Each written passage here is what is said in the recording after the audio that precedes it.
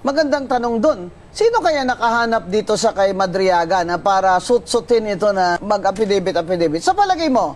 Halata sa amin, pag binasa mo yung Madriaga affidavit, na si former Senator Trillanes ang posibleng behind dito kay Madriaga. Bakit? Kasi doon sa Madriaga affidavit, kasama na dito lahat ng greatest hits ni Senator Trillanes versus the Dutertes. Oh. Merong allegation dito na nakakatanggap daw sila ng pogo money. Merong allegation na nakakatanggap sila ng drug money. Sinama niya pa dito yung magnetic lifters, nung customs drugs. issue. Oh. Tapos pati itong confidential funds. Sa amin, napaka-incredible naman na makahanap ng testigo na may personal knowledge ng lahat ng yon. Bongga. 10 taon na atang linalako ni Senator Trillanes itong allegations na to. Wala naman witness. siyang matibay na ebidensya. Tapos suddenly, just in time for the impeachment, merong isang Madriaga na alam niya lahat yon. Oh. Diba?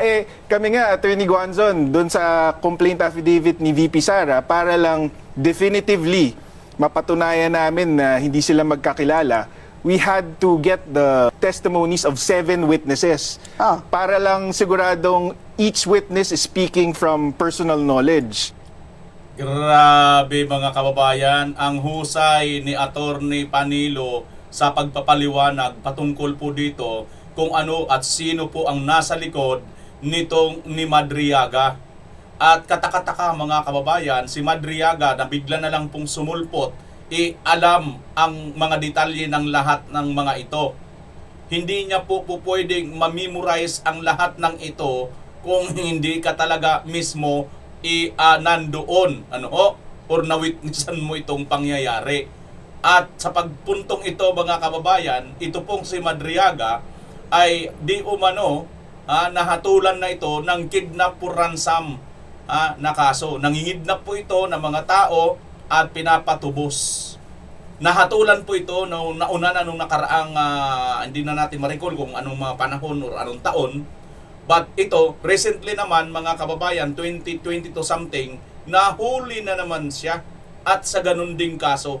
At ngayon, nakakulong siya. Ang tanong, despite sa criminal record ni Madriaga, paano siya nakalapit dito kay Vice President Sara Duterte? At paano niya nakuha ang mga record ng mga ito?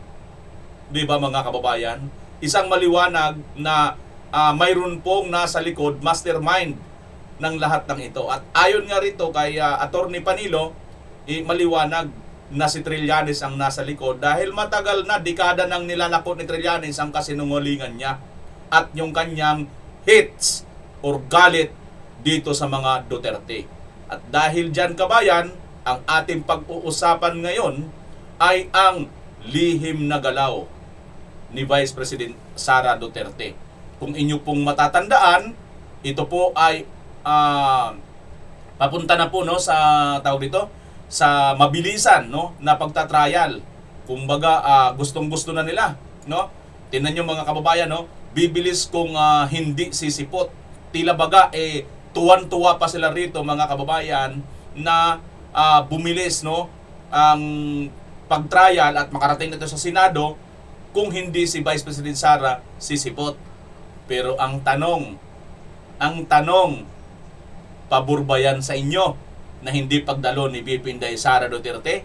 O ito'y isang maliwanag na lihim na galaw, matalinong lihim na galaw ng pangalawang Pangulo?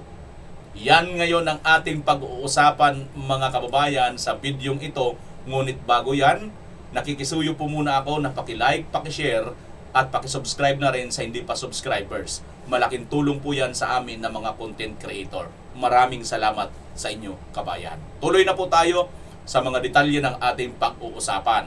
Diretsuhin na muna natin itong balita na mukhang tuwan-tuwa na ang leadership nitong Committee of Injustice na isang abogada na si Chairwoman Luistro na nagtago ng kanyang asawa na wanted sa kasong rape.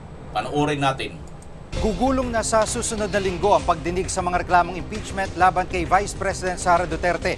Inimbitahan siya ng House Committee on Justice na dumalo. Live House Correspondent Marian Enriquez. Marian, anong info mo? Dadalo ba si VP Sara kung sakali at anong mangyayari dito?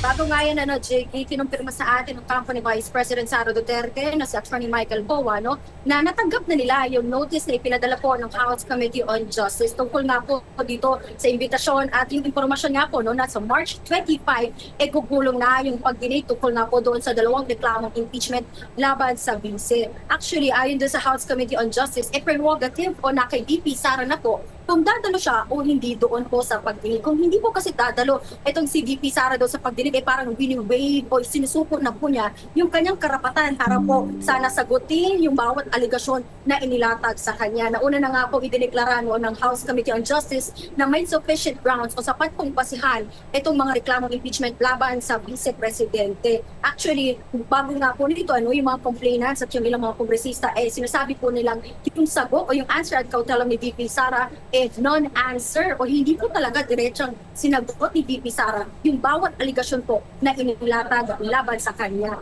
At ito nga po, pakinggan natin itong pahayag ng chairperson po ng komite na si Chairperson Jerby Luista.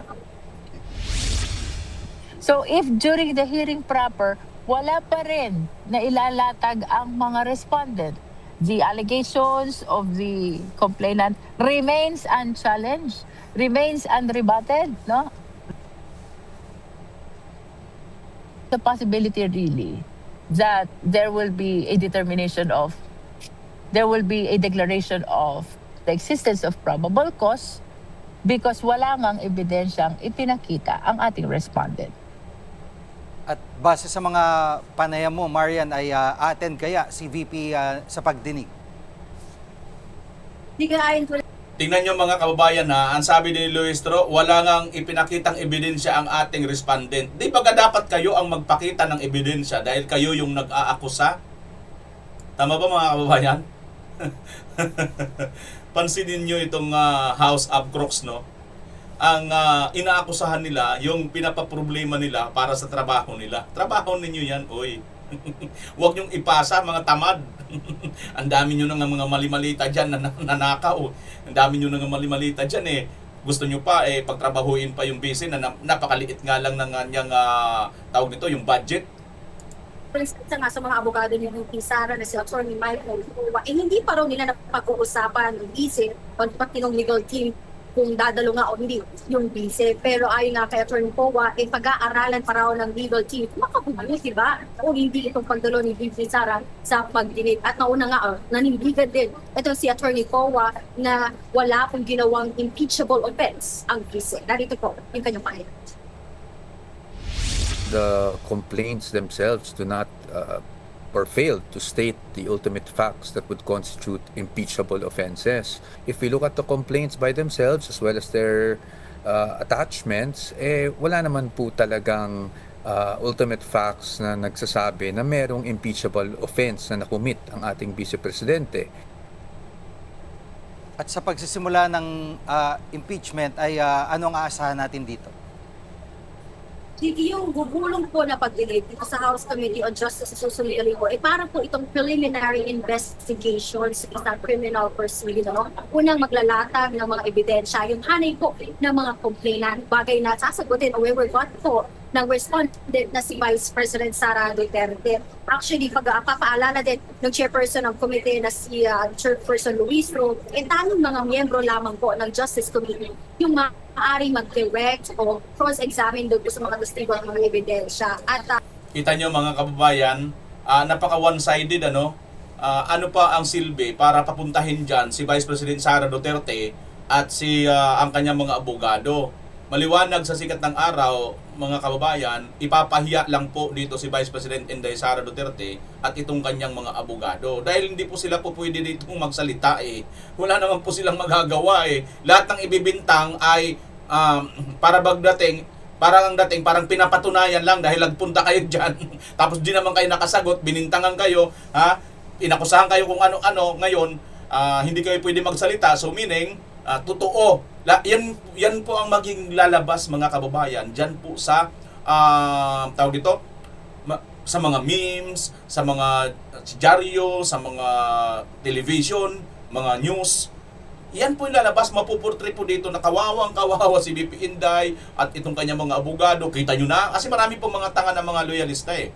Hindi po nila ito maintindihan eh. No? Sasabihin nila, ayan no, tinan mo, hindi nakasagot. Pero ang context, yung konteksto, hindi naman talaga dapat sumagot. Yan po mga kababayan. Ay nako, sayang ang wrinkles. Para po kasi silang piskal, na aalamin, pag-aaralan nila kung ano bang probable cause itong mga reklamo. At sa ngayon nga, JG, ayon kay Chairperson Luis Ro, pina-finalize na nila itong ground rules para nga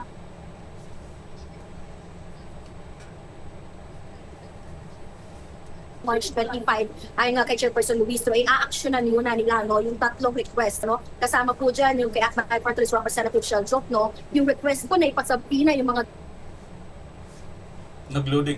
na nga doon sa mga kay DP Sara, yung kanyang mga bank records, statement of assets, liabilities, and net worth. Yun din po yung request o hiling na protected custody kaya doon sa umunit bagman ni DP Sara na si Raming Madriaga. At gayon din yung concern ni Congressman Terry doon na maaari or posibleng conflict of interest doon sa mga abogado, yung abogado ni VP Sara dito sa impeachment na dati niyang mga tagapagsalita katulad po ni Attorney Michael Powa at Attorney Reynold Mansay.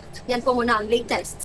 Kita nyo mga kababayan ang matinding one-sided panggigipit dito sa Vice Presidente natin. Ang ginagawa nila, halukay sila ng halukay ng mga tae. Sorry pasintabi sa mga kababayan. Halukay sila ng halukay ng mga tae, mga kabulukan dyan. Pagkatapos itatapon nila kay BP Inday Sara Duterte. Pagkatapos sasabihin nila, hoy, ikaw ang nagkalat niyan. Ikaw yung naghalukay niyan.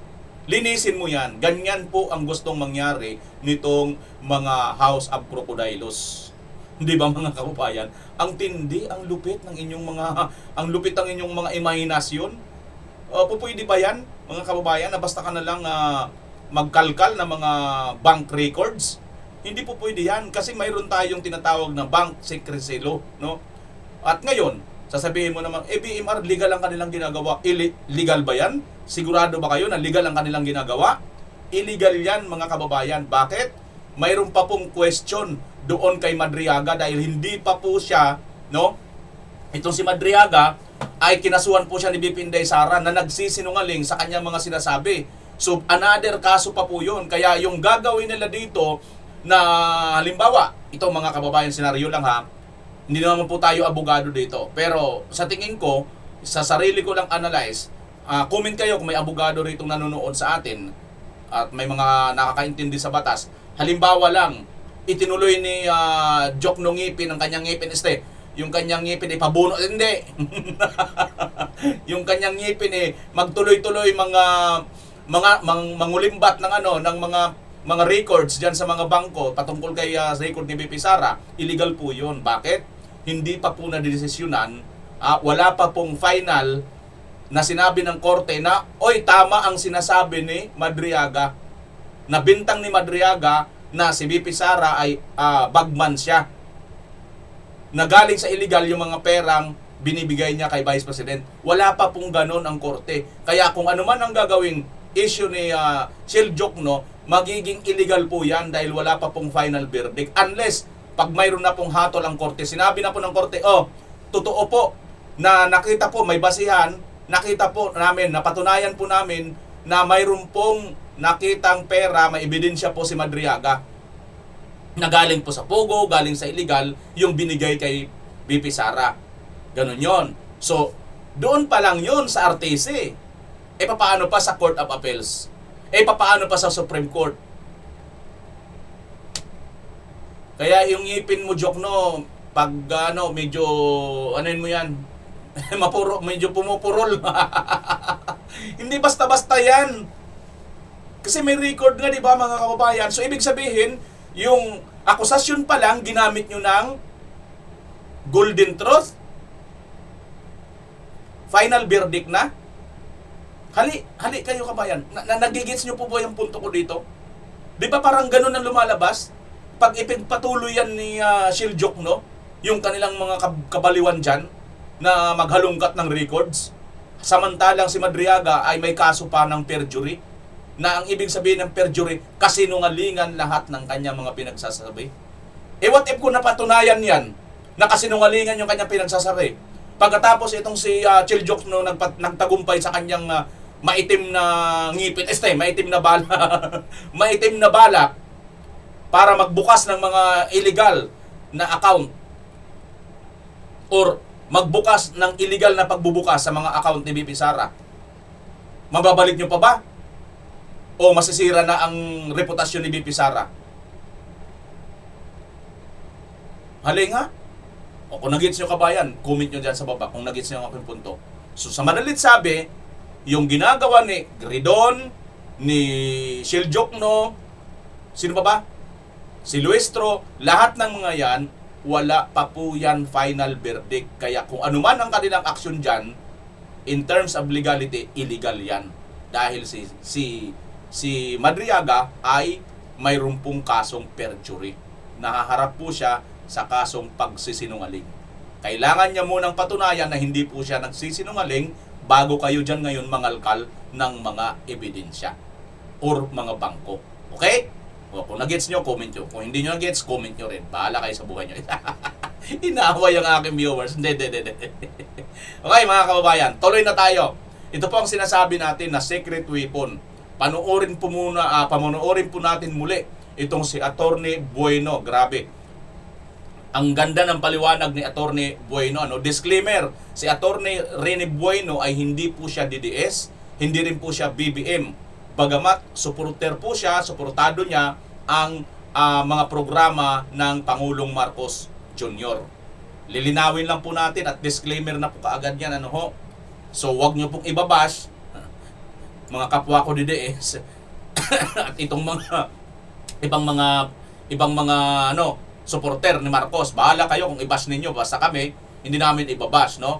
Kasi po naiintindihan namin itong si Attorney Rene Bueno, pinapaliwanag niya lang po yung ano ang buenong-bueno para sa batas natin. Panoorin. Bigay ng mga legal na paliwanag sa nangyayari sa ating pamahalaan. At unang-una dito ay ipapaliwanag natin.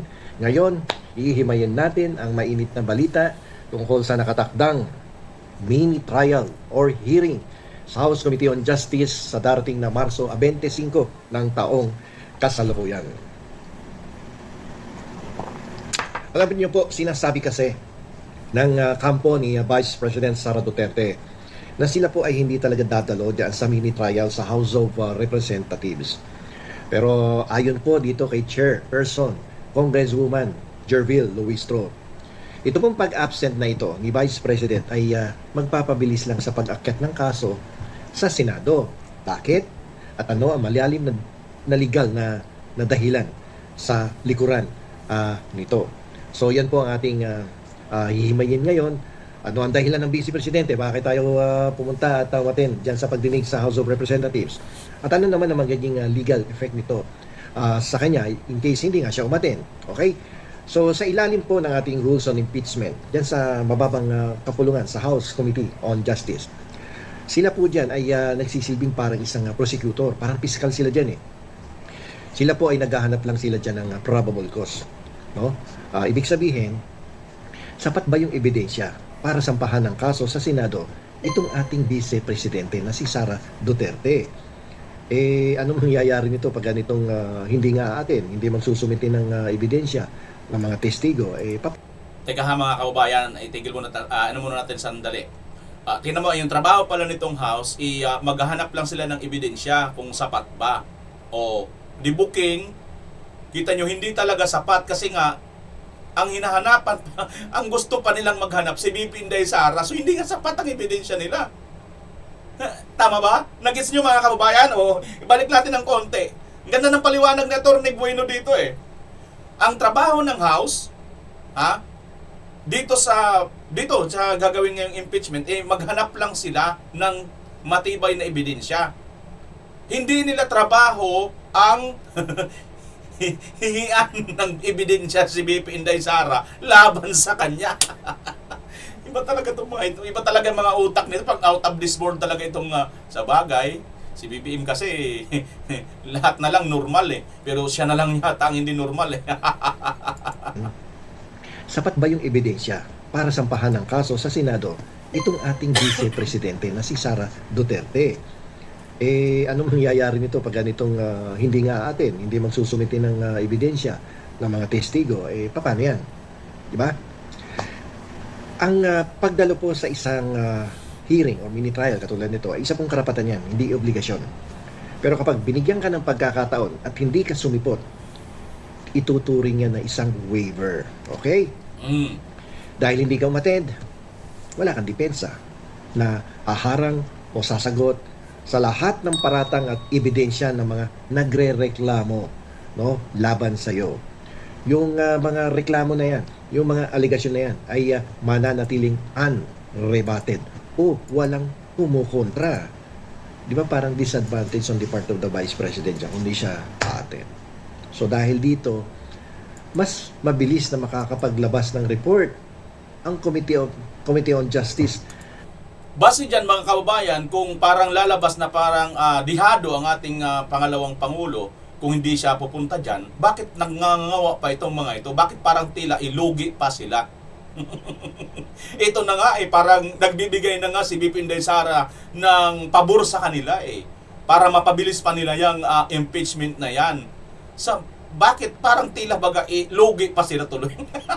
Ang sakit talaga mga kababayan. Ang sakit talaga para sa kanila nito sa totoo lang. Akong nasasaktan para sa kanila kasi nga isipin mo yan, parang sige, para bang ganito sa boxing. Sige, sumuntok ka lang. Sige. Di suntok naman suntok itong kalaban mo. Ngayon, habang siya sumusuntok, siya pa yung nasasaktan.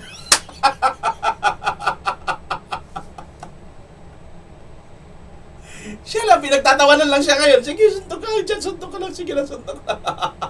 Di ba mga kababayan? Ganyan po lumalabas. Siya pa tuloy ngayon umiiyak. Siya na ngayon nanununtok, siya pa yung umiiyak. Di ba? Aywan ko kung nagigits niyo mga kababayan, pinupunto ko dito. Tuloy natin. Dahil wala silang ibang panig na pakikinggan. Level, no, babase na lang yan doon sa mga isinabit na reklamo, ebidensya, testigo. At magre-render ng decision yan on that basis. So, lugi si Vice President dito. Di ba? Pero, bakit kaya pipiliin ng Vice Presidente na hindi na lang siya sumipot dyan sa pagdinig sa House of Representatives? Ayan na. Alam niyo po, hindi lang yung simpleng pag-iwas. Ito ay isang predetermined na legal na hakbang. Ang tawag pala dyan mga kababayan ay predetermined at legal na hakbang. Hindi daw po ito simpleng pag-iwas. Tuloy. May ibang plano yan. May ibang plano pala ito mga kababayan. Tuloy, anong plano yan, attorney? Di ba? Excuse me. Hindi ubo ha. Hindi na ubo ha. Kaya ako rin minsan. Excuse me po. Natuloy. Natuluyan tuloy akong umubo. Sorry. Alam niyo po, madalas kong banggitin to sa usapang batas, no? May balak yan na questionin ang jurisdiction ng House of Representatives. Yun na. Ang kampo po ng Vice President ay maaaring maghain ng petition for certiorari sa Supreme Court. Sasabihin nila na itong House of Representatives ay walang jurisdiction o karapatang ituloy ang hearing.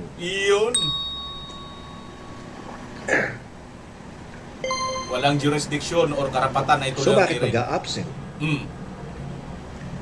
Kasi kung sisipot sila sa hearing, para na rin nilang kinilala or recognize na legal ang proseso ng Kamara de Representante.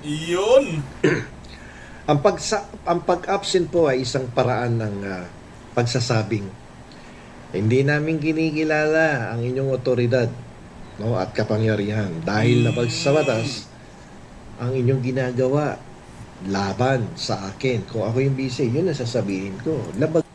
Kaya naman pala mga kababayan, sila na nga yung nanununtok dito kay VP Sara, pero sila pa yung nasasaktan. Kasi nga po, dahil dyan, na ang ibig palang sabihin ng pananahimik ni VP Inday Sara at hindi pagpunta dyan, ay hindi niya pala kinikilala yung proseso na ginagawa ninyo dyan. Kaya naman pala. Tuloy, attorney. Ganda. Pag sa batas ng inyong pinagagawa, wala naman kayong jurisdiction over my person. Mm-mm. Di ba? At wala kayong jurisdiction to try the case. Di ba? So, anong target? Layunin po nilang kumuha ng temporary restraining order Ayan mula na. sa Supreme Court para patigilin ang buong proseso bago pa man ito makarating sa Senado. Or Nako, attorney, iiyak na naman dito si Tutasin. Unang-una yon. Naglalaway na po yun eh.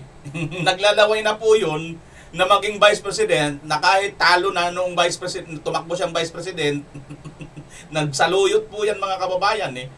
Ngayon, naglalaway po siya ngayon kasi pag nasibak po si BP Inday Sara, abay, siya yung papalit na Senate President magiging Vice President, si Tutasin.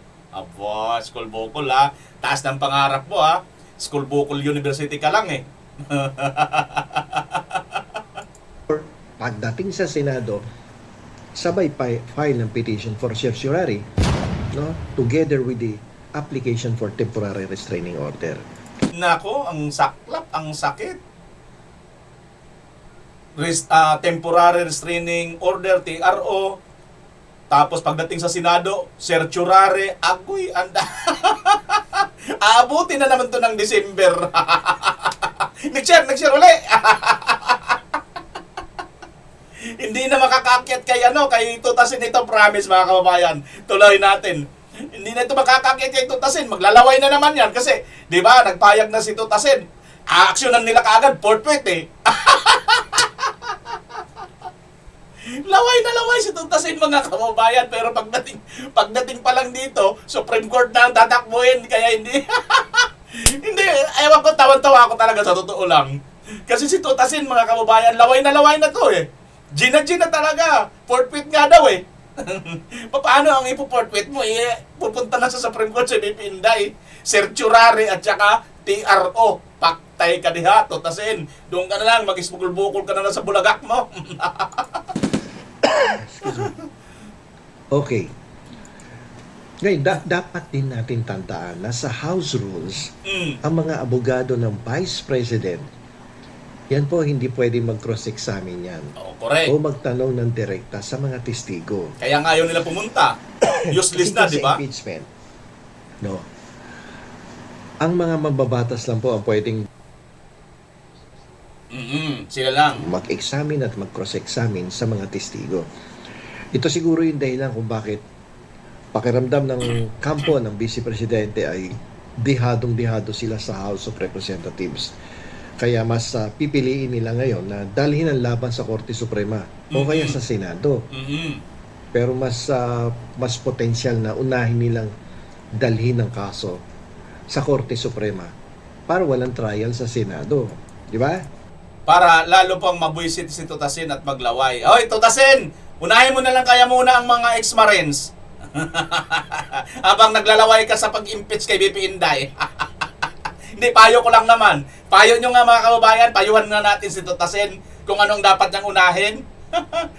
Balita ko, Tutasin eh. Kasama ka rin daw sa nadeliveran ng malita, Tutasin. Pakisagot mo muna. Patawag mo na yung mga yon. Teka, sandali. Totoo ba yung binibintang nyo sa akin mga ex-Marines? No? Pero yung pinagbibintangan nyo ako, kasama ako sa nadeliveran ng malita? Kung ikaw yung abogado, ganyan ang gagawin mo. Ililigtas at ililigtas mo ang kliyente mo sa trial. Di ba? Ay kung makachamba o makumbinsi mo yung Korte Suprema, di ba lang impeachment? Diba? Kailangan kasi nating intindihin na yung hindi pagsipot, no, ng Vice Presidente sa mini trial na yan. Mini trial kasi ang sabi ni ni Congresswoman Ministro. Yung hindi pagsipot ni Vice President Sara Duterte sa mini trial ay hindi lamang po isang simpleng pag-iwas sa tanong. Ano daw? Ano yan? Isa yung calculated risk. Okay? Yung pag-absent ng Vice President sa Kamara ay binibigyan niya ng go signal ang House Committee na ilabas ang kanilang bala nang walang humaharang. Oo, teka sandali mga kababayan. Itong palang move ni BP Inday Sara na hindi pagpunta dyan ay hindi lang ito basta walang dahilan. Ito pala ay para isuka na nila lahat ang kanilang mga bala, ang mga ebidensya. Di ba? At tinawag nga ito ni Luistro na mini trial. Mantsakin nyo mga kababayan, saan ka nakakita ng mini trial na kabilang kabilang kampo lang, isang kampo lang ang papakinggan mo? Hindi yan trial. Bias yan. 'Di ba? Paano ka magkakaroon ng trial? Paano ka magko-convict halimbawa mga kababayan sa regular na usapan? Paano ka magkakaroon ng conviction or acquittal kung hindi mo naman sinasagot or hindi mo naman tinatanong yung isang kampo? So ibig mo sabihin, kangaroo court ang gusto mong mangyari? Kasi ganyan sa mga MPA, di ba? Wala silang papakinggan. Basta kung ano yung hatol lang nila yun. Yun na yun. Kung sino man ang kanilang gurgurin, wala kang pakialam. Di ba? Ganun ba ang ibig nyo sabihin dito? Sabagay, hindi naman po yung ibig sabihin dyan. Sinampol ko lang po yun. Ganun po yung mga kangaroo court. One-sided lang, bias. Sige, ilabas mo yung cards mo. Ilabas mo yung bala mo. No, hindi naman ako atin dyan eh. Ang bilis na sinasabi ni Chairman Luistro ay pabor sa mga taga-usig. Pero pabor din yan sa Vice Presidente. Paktay ka diha! Kaya naman pala mga kababayan, kunwari, tuwan-tuwa sila kasi nga hindi dadalo si BP Inday Sara, mapapabilis nila ang proseso at maakyat na nila ito sa Senado. Pero hindi nila alam sa husay ng team ni BP Inday Sara at sa husay din ni BP Sara, hindi lang yan pabor sa inyo, pabor din yan sa akin. Ito ang paliwanag ni Atty. Bueno. Dahil mas madali niyang mapapatunayan sa Korte Suprema na minadali at pinagkaisahan ang proseso ng walang due process. Boom! Ayan. Ayan na nga. Minadali. Mas madali palang mapapatunayan ni BP Inday Sara pag minadalit ninyo dyan sa Korte Suprema na hindi nyo sinundan ang due process. Minadali, brinaso ninyo. Sinamantala ninyo dahil por parehas kayo dyan. Tuloy. Kaya pala iyak ng iyak sila rito mga kababayan. Sila na nga nanununtok, sila pa yung umiiyak. Narinig na natin yan noong isang taon. No? Yung una sila nag-file ng petition sa Korte Suprema upang ideklara na unconstitutional yung unang impeachment complaint laban sa vice. Okay. Pangalawa, ito ay laban para sa rule of law. Okay? Yung paghain ng petition for certiorari ay kanyang huling depensa. Last card ni BP Sara yan. Ito yung magsisilbing preno sa isang mabilis na tren. Buwan nyo? Kung makakuha siya ng TRO, mapapatunayan niya na ang batas at ang saligang batas, no, ay mas mataas kaysa sa numero ng mga politiko doon sa Kongreso. So, pag nakuha niya, na-convince ng Supreme Court, di tapos ang laban, unconstitutional na naman, or kaya grave abuse of discretion, amounting to lack of jurisdiction na naman. Correct. So, happy-happy na naman siya. Okay. So, ang impeachment na to ay hindi lang tungkol sa isang tao. Ito po ay isang constitutional crisis sa harap ng ating mga mata. Ayan mga kaubayan, pag nakakuha si BP Inday Sara ng TRO, tapos ang laban. Magiging unconstitutional na naman ito. Kaya sabi ko nga sa inyo, no, nangangamoy, purong-puro. Kumbaga sa bingo pa mga kaubayan, di ba, yung bingo, mayroon dyan tinatawag, bago ka manalo, namumuro ka. Parang ganito na rin po yung impeachment. Namumuro na po si BP Inday Sara. Una, yung pag-file nila ng February 2 at kinonsolidate nila doon sa mga i-file ng ibang date na February 6, February 9, ay maliwanag na po yan na puro na po si BP Inday. Kasi nga, katulad nung dati, 4 din po yung impeachment nila na binasura din ng Supreme Court. Ngayon din naman, 4 uli na binasura, na maaaring mabasura uli ng Supreme Court sa pamamagitan ng Teknikalidad na naman. Bakit? Kasi, ito kung di ba naman kayo sandamakmak na tanga, yung mga nag-file, mga pare, sorry pasintabi mga pare, mga abogado, pero sobra kayong katangahan. Alam nyo, sa totoo lang yung katangahan ninyo, lumagpas talaga sa mga buhok ng mga bumbunan ninyo. Hindi ko kayo ina-ad hominem pero kung gusto nyo talaga ng totoong yung yung malinis na usapan, kung hindi lang talaga wala kayong something sa utak. Di ba nagsabi na nga Supreme Court February 6? Bakit hindi nyo na lang dinala muna sa February 6? Bakit kailangan nyo pa talaga sa February 2? Hindi ko talaga ito mga kababayan maarot Ano bang punto ninyo? Bakit sobra kayong atat na atat? Tinakda ng Supreme Court February 6. Nagigis nyo kababayan yung aking punto dito? Kung wala ka talagang sayad yung bumbunan ng buhok mo sa utak, di ba dapat sumunod ka na muna? Ngayon, ito tuloy, maaari pa magka-problema. Hindi ko ito sinasabi dahil pabor ako sa inyo or dahil sa ayaw ko kay BP Inday Sara. Sinasabi ko ito na ito yung reality. Dito pa lang sa puntong ito Kayo yung gustong-gustong magpasunod ng tama, sabi ninyo, mga pare, pang iba dyan Pero bakit hindi nyo sumusunod? Kayo mismo, tagalabag ng sinasabi nyong dapat sundin. Di ba maliwanag ng katangahan yan? Kapag yung pangalawang pinakamataas na opisyal ng bansa ay tumangging kilalanin ng proseso ng Kongreso at dinala ang laban sa Supreme Court, sinusubok po nito ang tatag ng ating demokrasya. Okay? So, ang tanong ngayon, ito ang tanong. Bago yan, sagutin mo, attorney. Ito yung masasabi ko doon sa sinabi mo na kapag dinala ni BP Sara sa Supreme Court ang ang usaping ito, karapatan ba ng isang individual kahit hindi siya Vice President?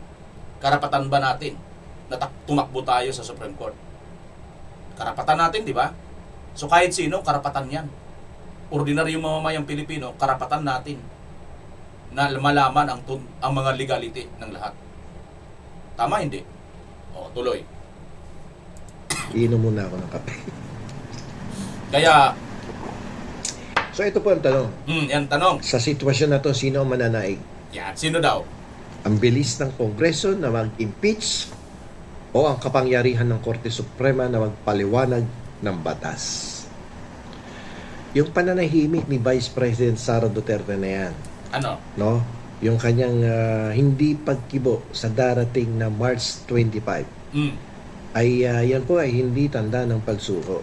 Ito Yun! ay katahimikan bago ang bagyo Nako! na isang malaking legal na bakbakan na magdetermina kung paano natin uunawain ang hustisya sa ating bansa. So, yan po ang ating paliwanag ngayon tungkol dyan sa planong pag-absent ng Vice Presidente sa nalalapit na pagdinig or mini trial sa Committee on Justice sa House of Representatives. So, mga kababayan, naiintindihan ko, sinasabi ni Atty. Bueno na yung pananahimik ni BP Inday Sara dito nga po sa sinasabing pagdalo niya sa impeachment, mini hearing na sinasabi ni Luistro, ay hindi daw po pala ito pananahimik na baliwala. Ito pala ay paghahanda sa paparating na bagyo. Napakahusay. Kinikilabutan ako mga kababayan sa move na ito ni BP Inday Sara. Para bagang ganito.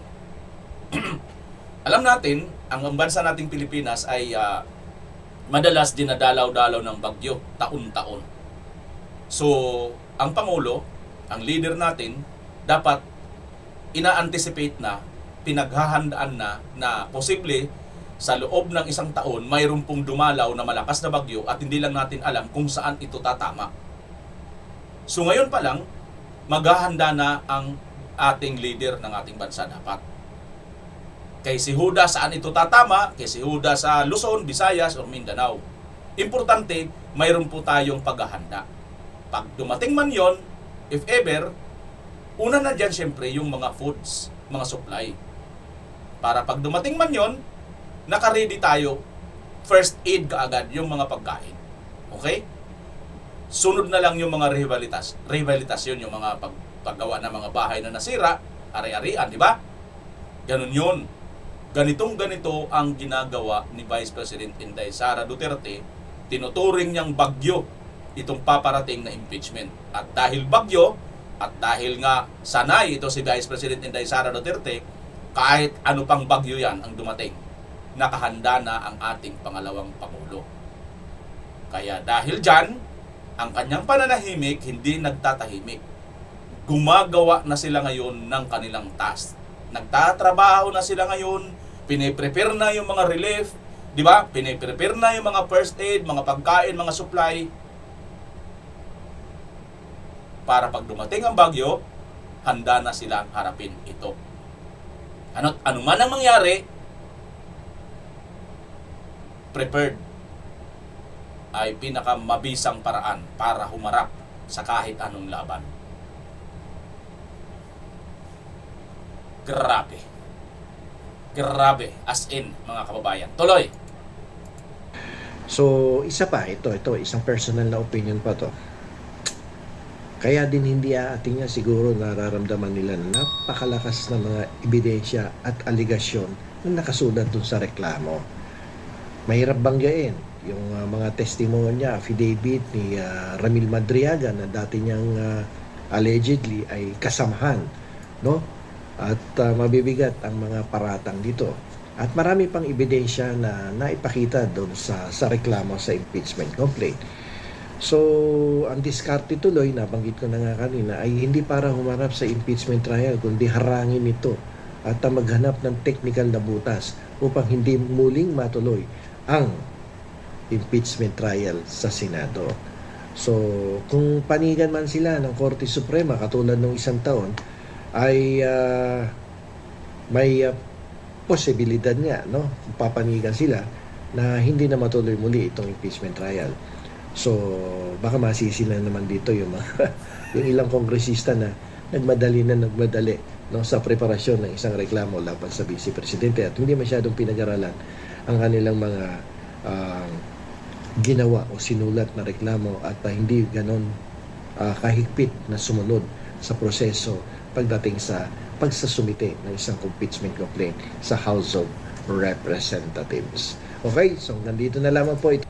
Ayan, mga kababayan ha, dito sa bandang dulo, binigyan pa rin ni Attorney Rene Bueno. Patingin ko lang ha, yung kanyang komentaryo dito sa bandang dulo ng video na ito ay pumapabor dito sa kampo naman ng HOR or ng mga congressman dito sa mag-i-impeach kay BP Sara. Pero ito lang po ang ano natin, mga kababayan. Pero nilinaw niya rin po dito, bagamat hindi niya binanggit kung ano yung sinasabi na sumunod sa proseso, matatandaan natin, kabayan, ito nga ang paulit-ulit natin, February 6 ang sinabi ng Supreme Court. Ngayon, nag-file po sila February 2, granting na ito pong impeachment ni BP Inday Sara or mga ebidensya. Pagpalagay na natin ha, hindi naman natin sa tinatanggap. Parang itong opinion ko, ad cautelam. may reservasyon. Ganyan ang meaning ng ad cautelam eh. Oh, itong sagot ko, itong opinion ko, ad cautelam ito ha. Granting.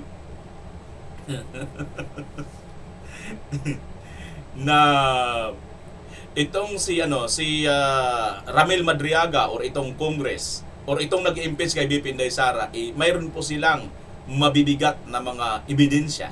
Okay? Ngayon, problema nila ngayon dahil ang ibang mga nag-file ay ayaw maunahan. Nagkanya-kanya silang filing. Kung sana, sana, inisa lang nila yun.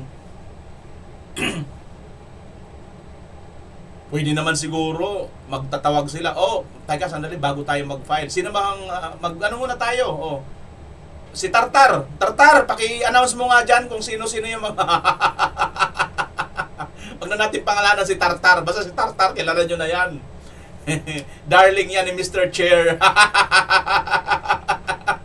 Wala po akong pinapangalan ng pangalan na Tartar, Mr. Chair. Oh, sino ba yon? Napakadami naman, walang pangalan, napaka-common lang. Bakit? Marami naman sa atin, may Tartar. Yung Tartar, no? Tanggalin ko yung Tartar ko. Visit ka, Bimar, ang dugyot mo. Di ba? Tartar. Magtanong sana sila kay Tartar. At saka kay Asong Kanin. Asong Kanin, Tartar. Sino-sino ba dyan yung mga maaaring mag-file ng impeachment kay BP Inday Sara? Oh. Bago kayo mag-file, mag-usap-usap muna tayo, pag-isahin natin. At i-file natin sa February 6. Para wala na talagang kawala. Para pag mayroon man tayong matibay na hinahawakang ebidensya, Tartar, Mr. Chair, at Asong Kanin, magkaisa tayo. Isa lang na impeachment. Para wala talagang question. Wala tayong i-consolidate. Consolidate yung pagsasama-sama. Walang ganun. Dapat isa lang. Ha? Wala tayong i-consolidate na bulok ng Tartar. Ay, hindi. Sinamahan nyo kasi ng bulok-bulok na Tartar eh. Ay, mayroon pang magsaysay award eh. Na adik. 15 years. Habang nasa kumbinto. Di ba? Nag-aadik-adik pala habang nasa kumbinto, habang pinapangaralan ng pare, nandun sa ilalim ng ng sutana ng pare, naghihitik pala doon si Father. Di ba? Mayroon pa silang kasamang ganon. Paano yan? Nandun pala sa ilalim ng pulpito, nagdun pala naghihit-hit, di ba? Kasi sakristan siya ng mga panahon na yan eh. Hindi ka naman agad-agad magiging pare kung, di ba? Kung hindi ka dumaan sa pagiging sakristan, imposible naman pare ka kaagad. Hindi sakristan ka muna. Di ba? So ibig sabihin, habang nagsakristan po ito si Father Plabe, abay adik ito. Nuntakin niyo yan, wala man lang sa kanyang nagtanong na, oy, sandali. Yung pare, patay, buhay pa ba yung pare na nag-ano nito noon, yung sinakristanan nito noon? Hindi man lang sitahin, oy, sandali. Nangangaral pala ako ng pagbabawal sa paggamit ng illegal na droga. Ikaw pala noon, ang sakristan kita. Adik ka na pala noon. Hindi ka man lang tinablan ng aking pangangaral. Perhaps siguro, hindi pa naman gatandaan to si Father Plabe, di ba mga kababayan? Bata pa siguro din ang kanyang pare, baka buhay pa ngayon yung kanyang pinagsakrestanan nung araw. Di ba? Tatandaan natin, nung mga nag-aaral pa tayo noon, di ba? Nagiging sakristan tayo pansamantala, di ba? Pumupunta tayo sa simbahan. So ito si Father Plabe, hindi man lang to nangani-ngani. Wala man lang kanyang pare na nagsalita, oy, ikaw, Father Plabe, adik ka na pala noon Hindi ka man lang tinatablan pala, pangangaral ko noon, bawal ang mga bisyo. Ikaw pala, pag nakatalikod ako, hit-hit ka ng hit-hit ng illegal na shabu.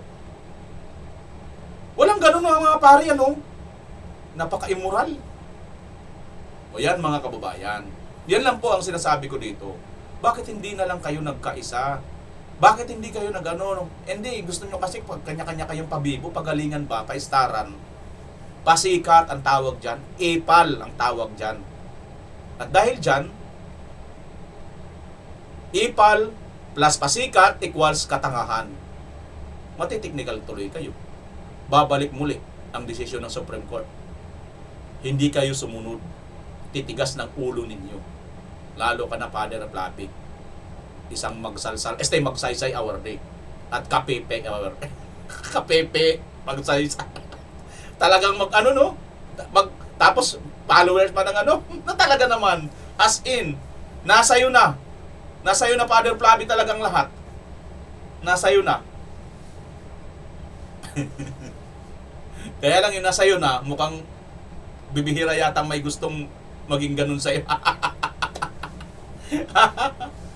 Ay, nako. So, ayan po mga kababayan, ang dito, ang mga pangyayari dito. Tingnan na natin, mayroon kasing panawagan ang si Atty. Baligod. Mayroon ako nakita, may panawagan. Ano kaya itong panawagan? sa ating mga kababayan ay wala kaming intensyon. Walang intensyon itong 18 na dating mga sundalo na basta manira ng puri ng ninuman. Gusto lang nilang makiambag, sumali sa panawagan na kailangan ang korupsyon sa gobyerno ay matigil na or masawata na. Wag nyo po silang siraan, no? Mag-focus tayo sa issue lamang. Sa ating gobyerno na ngayon ay ginagawa ang lahat na mag-conduct ng complete background investigation katulad sa akin, handa naman po kaming magpa-imbestiga. At kung yan ang nakikita nyong sagot sa aming mga aligasyon, sana wag naman po kayo tumigil dyan. Tingnan nyo rin yung aligasyon ng mga 18 na dating sundalo. Salamat po. Yan mga kababayan, nagkabaliktaran na dito. Imbes na ang imbestigahan ay yung inaakusahan, ang iniimbestigahan ngayon ay yung nag-aakusa.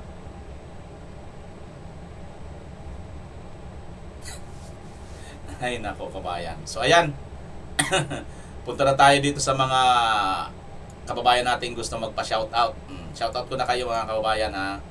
Sino bang nakarating dito sa dulo ng ating video? Ayan. Dito tayo. Thank you, Pujike, sabi ni Lydia Tatak. Hello, BMR, sabi ni Ate Charilo. Hello rin sa Ate Charilo. Like Dan from Singapore, sabi ni Enthusiastic Cat. Ang ganda naman ang kanyang pangalan. Enthusiastic Cat. Can the people of the Republic of the Philippines request to devalue all the Philippine money hidden in those luggages? Patay. Pagka nagkataon, wala na tayong pera, no? Hindi siguro yata yun kasi mga ano na eh. Pag dinivalue mo yun, para mo na rin sinasabi na hindi na natin kailangan pang habulin yun, di ba? Sorry Melinda Darudo, parang ganun siguro, no? Pag i-devalue yun, para na rin sinasabi natin na hindi na natin hahabulin yun. Watching from Tawi-Tawi, Bikas Lidawaj. Shoutout sa iyo, Bikas Lidawaj sa Tawi-Tawi. Uy, nakarating tayo sa daulo ng Tawi-Tawi, no? Hindi pa natin alam yung lugar na yan, hindi pa tayo nakapunta.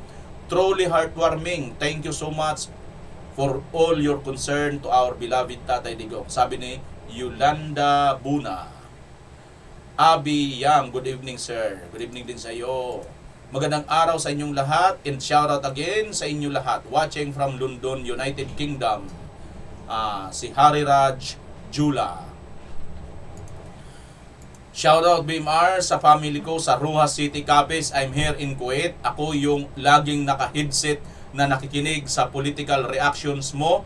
Idol, ni minsan di ako nagko-comments para sa bansa kung mahal si Sara Duterte ang aking presidente BMR sa 2028. Los Viña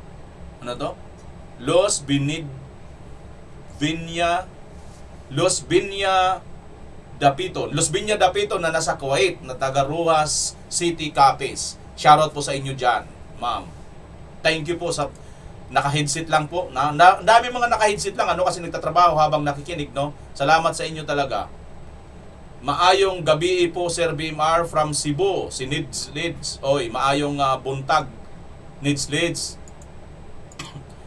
Pa-shoutout, I'm watching your vlog, even in Birada Aguila, watching you from Auckland, New Zealand. Duterte pa rin. Thanks, sabi ni Rindon Juan.